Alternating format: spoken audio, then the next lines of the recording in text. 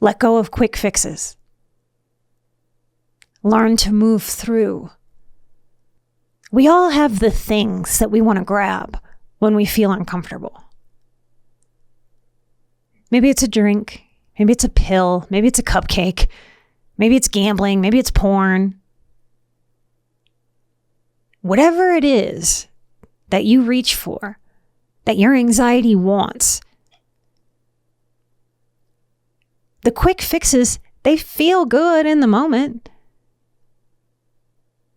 But often these quick fixes don't work the way that we would hope they would or we would like them to. One of the funniest things that I used to teach in addiction recovery groups is not to put frosting on a shit cake. A lot of times these quick fixes take something that's crappy, and we need to turn that crap into some kind of fertilizer, not turn it into some kind of cake, ice it and just make it look pretty because it's still gonna taste like crap.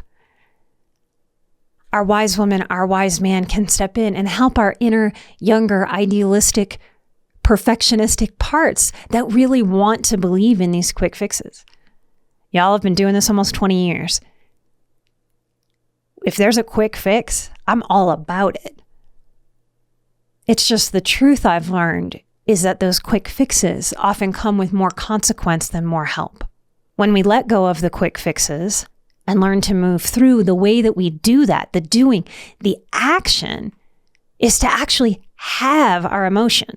Many highly sensitive people over the years have sat with me and said, Nikki, okay, how do you have this tough emotion? How? And here's the problem with that. We were always meant to think our thoughts and feel our feelings. When someone asks me that question, what they're really asking is, Nikki, please tell me how to think my thoughts because that is less vulnerable. And if I can think my thoughts, I can avoid this emotion, I can avoid this feeling. And my inner parts would very much like that, particularly when I'm overwhelmed, particularly when I'm anxious. More emotion seems crazy when I already feel overwhelmed. Let's just think this. That'll work, right, Nikki? Please tell me that that will work. And if it worked, I'd be all about it. We learn that we can have the emotion. And that having the emotion, experiencing it versus trying to manage it away, to dance around it, to get super, super smart so we don't have to feel, is what helps us get to the other side and be done with the funk of the heavy emotion. How do you have emotion? You feel it. And you recognize that you have been trying to think it for a whole life.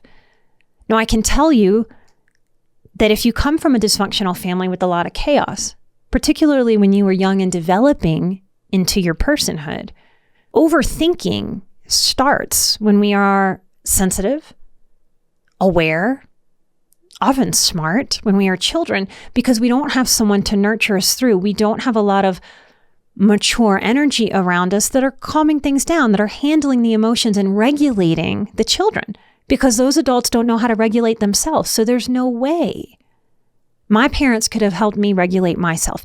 Even if they had wanted to, they didn't know how. So the only thing that I could do, and so many of you listening right now will resonate with this very similarly. The only thing I could do was have overwhelming feelings.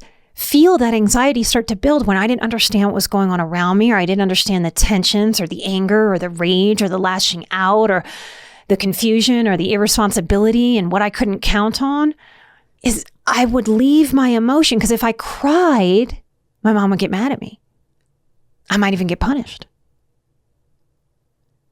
So where could that emotion go? I wasn't encouraged to feel it. I had to hide it. I had to smush it. And our feelings don't smush very well. They don't hide very well. So they had to go somewhere. And so they went to my head. They went to my thoughts, where I learned that the safest place I could go was to just think and think and think and think and think. And the more I could think and think and think and think and think, I wasn't in the room with whatever dysfunction, whatever tension was spiking my anxiety as a child. And that's a pattern. If we practiced it as a child, and certainly we didn't know we were practicing it, that leads us to overthink as adults.